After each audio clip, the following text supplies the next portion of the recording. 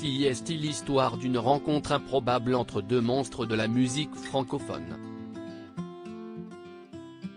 Dans un article publié ce dimanche 16 juillet revenant sur les épreuves de santé que Céline Dion a dû traverser tout au long de sa vie, et qu'elle traverse encore actuellement, contrainte de ne plus pouvoir monter sur scène durant un temps indéterminé, nos confrères du Figaro sont revenus sur la rencontre entre la chanteuse québécoise et le taulier, Johnny Hallyday.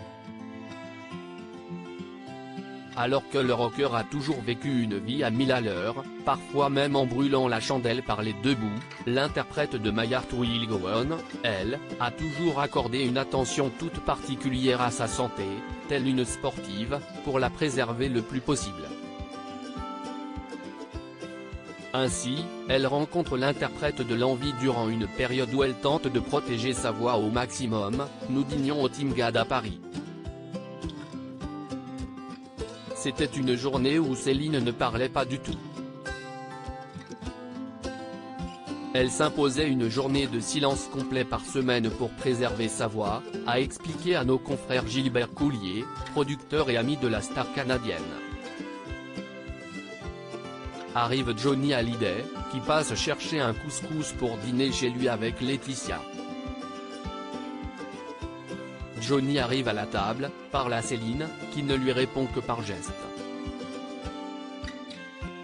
Johnny s'interroge. Il me demande si elle ne se moque pas de lui. Je lui explique, mais il avait quand même un peu de mal à comprendre, a-t-il raconté en riant. Une rencontre légèrement lunaire mais qui n'a pas empêché les deux stars de travailler ensemble à de multiples reprises.